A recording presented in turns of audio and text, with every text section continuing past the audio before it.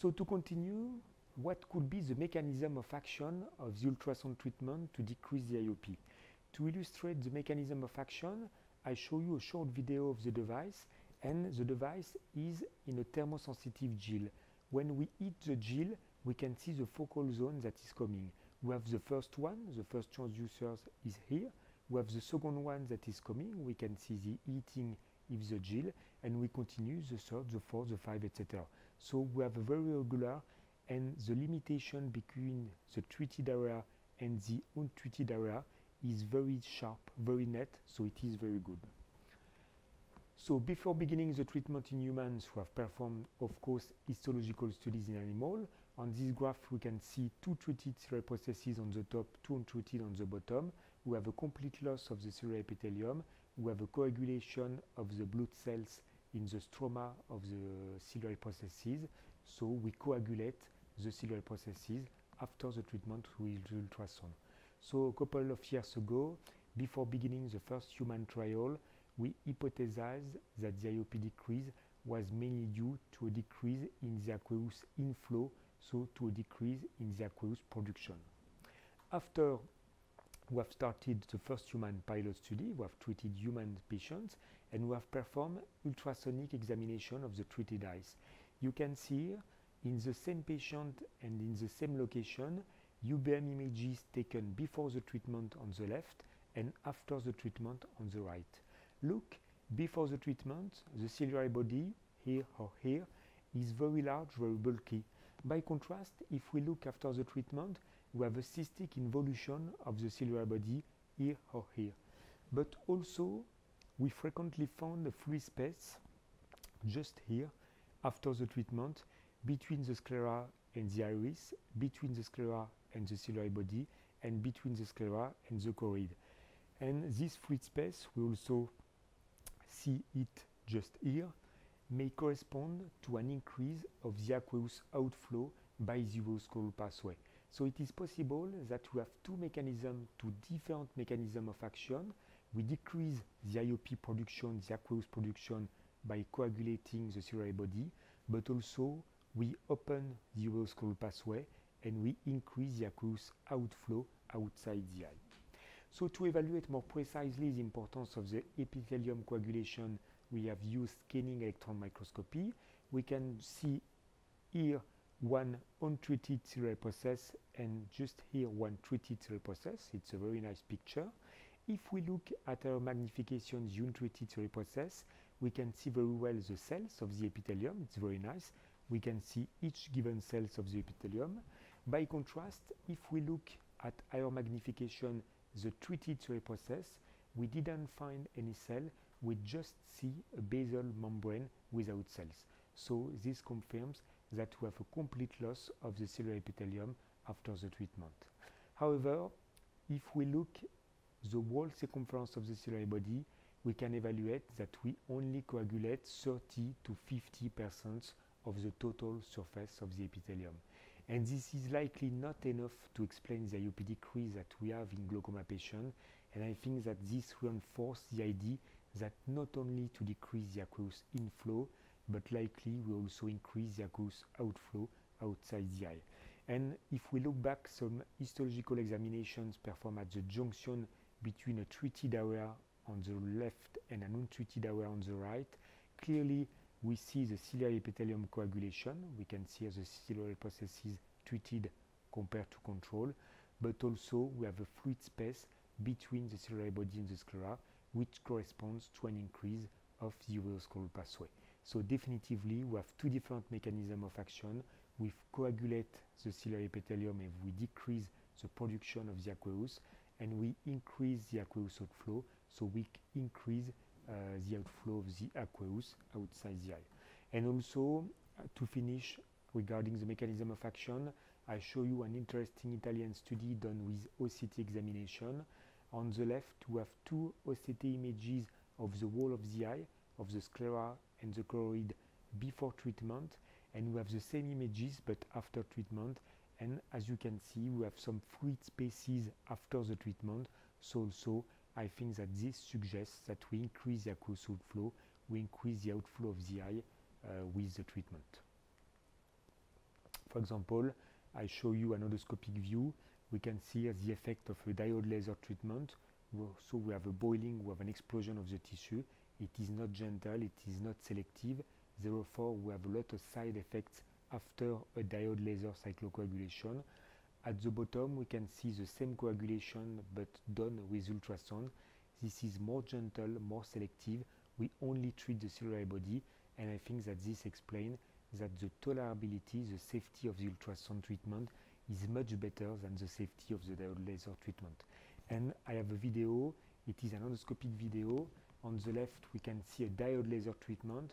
We have a boiling, we have an explosion of the tissue. So we treat the ciliary body, but we treat also around the ciliary body. On the right part, we have the same endoscopic view, but this is done with ultrasound. We are going to see the beginning of the treatment. And as you can see, it is much more selective, much more slow, and we just have a treatment of the ciliary body. We do not have any treatment of the tissue around the ciliary body. So it is much more gentle with ultrasound than it is with diode laser, so than it is with the older method to do a cycloplasty.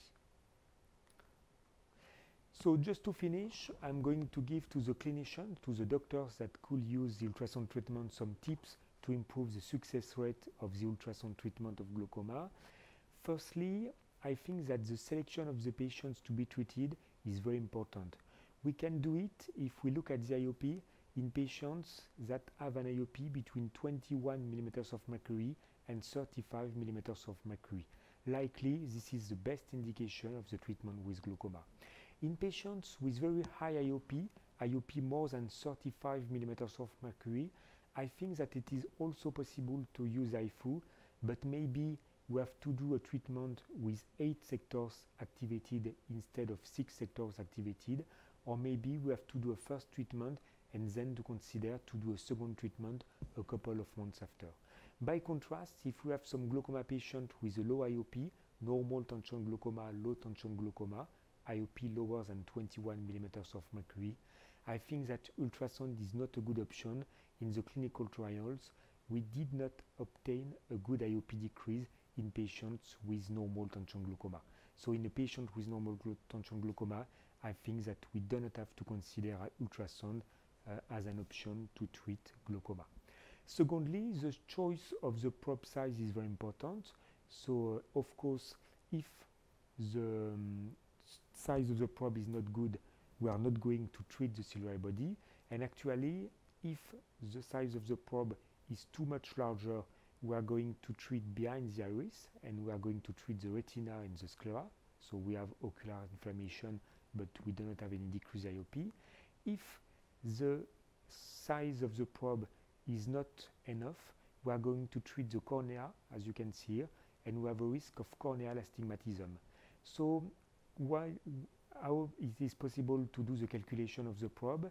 We have to measure before the treatment the length of the eye, we have to measure the Y-to-Y diameter, and we have a nomogram to calculate, to estimate the diameter of the probe.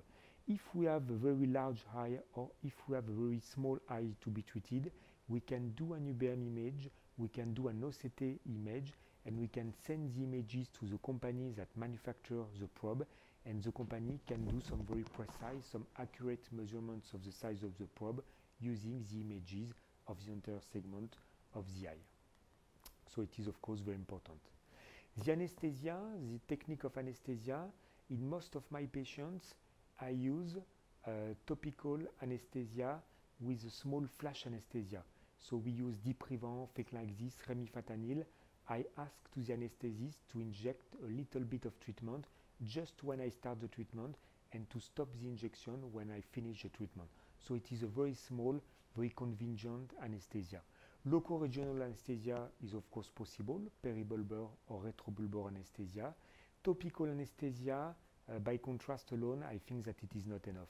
If we just use eye drops without flash anesthesia, usually the patient feels some pain during the treatment. It is not comfortable for the patient, so I think that it is better to avoid only topical anesthesia.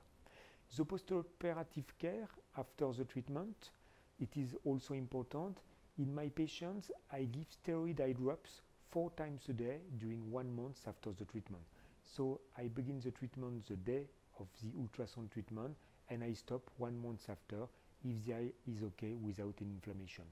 It is possible to add to the steroids eye drop non-steroidal anti-inflammatory drugs, but I think that NSAID alone is not enough. We have to give to the patient steroid eye drops. If we don't give steroid eye drops to the patient, we can have ocular inflammation, we can have an increase in IOP, we can have synechia between the iris and the lace. So we have to give to the patients anti-inflammatory eye drops after the treatment. Is it possible to retreat? Yes, it is. We have a study showing this. In fact, it is an interesting Italian study. They have treated eyes with primary open-angle glaucoma and they did a first treatment. Some of the patients after the first treatment were responders to the treatment. Some of the patients were not responders to the treatment. The non-responders receive a second treatment. Once again, some of the secondly treated patients were responders, as you can see here, and some were not responders. The non-responders to the second treatment receive a third treatment, and we can see the IOP of the patient after the first, second, and third treatment. And as you can see, when we do a first and then a second and then a third treatment, we increase the rate of success. So to conclude very briefly, in all patients treated with the HIFU treatment, we have about 50 to 70% of responders, with a mean IOP reduction of about 30 to 35% in those patients.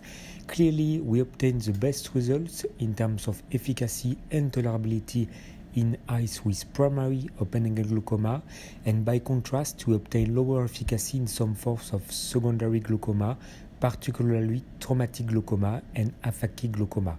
The tolerability is usually good, however ocular inflammation is sometimes possible with some related events, so we have to follow the patients very close after the HIFU treatment. Thank you very much.